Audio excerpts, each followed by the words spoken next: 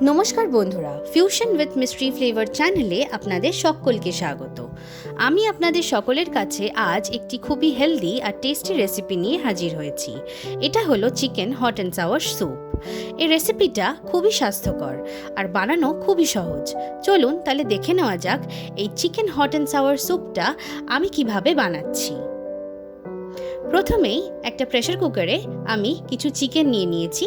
পরিমাণ মতন জল দিয়ে লবণ 1 চামচ আর 1 চামচ পরিমাণ গোলমরিচের গুঁড়ো দিয়ে সেদ্ধ করে নেব। এবার আমি 4টে সিটি লাগিয়ে নেব প্রেসার কুকারে। একটা ফ্রাই প্যানে আমি 1 চামচ পরিমাণ তেল গরম করে নিচ্ছি। তেলটা গরম হয়ে গেলে তাতে দিয়ে দেবো 3টে রসুন কুচো করে।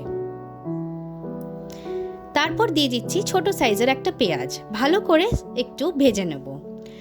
এবার দিয়ে দিচ্ছি একটু গাজরের কুচো, তারপর দিচ্ছি ক্যাপসিকামের কুচো।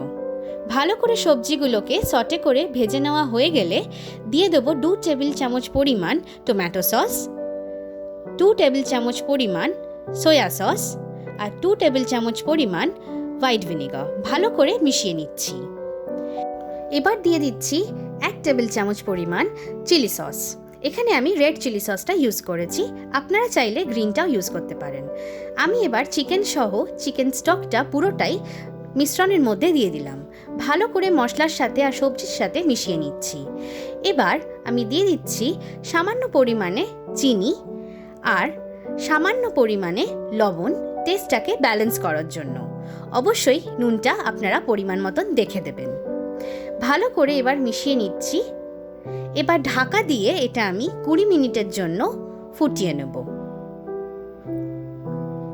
20 মিনিট পর দেখুন আমার স্যুপটা কিন্তু অনেকটাই হয়ে এসছে। আমার স্যুপটা অনেকটাই কমে গেছে। এই সময় আমি দিয়ে দিচ্ছি একটা কর্ন স্টার্চের স্লারি। এবার ভালো করে স্প্যাচুলা দিয়ে এটাকে নেড়ে চেড়ে রান্না করে নিচ্ছি। তারপর দিয়ে দিচ্ছি ধনেপাতা কুচো। আবারও ভালো করে মিশিয়ে নেওয়ার পালা। ভালো করে মিশিয়ে নিলাম। গ্যাসটা অফ করে দিচ্ছি। আমার স্যুপ একদম ready. Chicken hot and sour স্যুপটা বানানো কিন্তু খুবই সহজ, আর আপনারাও চাইলে বাড়িতে এইভাবে super healthy chicken hot and sour স্যুপটা তৈরি করে এনজয় করতে পারেন। আর আমি আশা করছি এই স্যুপটা আপনাদের সকলেরই খুব ভালো লাগবে। আর ভালো লেগে থাকলে অবশ্যই লাইক, শেয়ার আর কমেন্ট কিন্তু করতে ভুলবেন না। আজকের মতন এখানেই বিদায় নিলাম। আবারও দেখা হবে পরবর্তী ভিডিওতে। Thank you.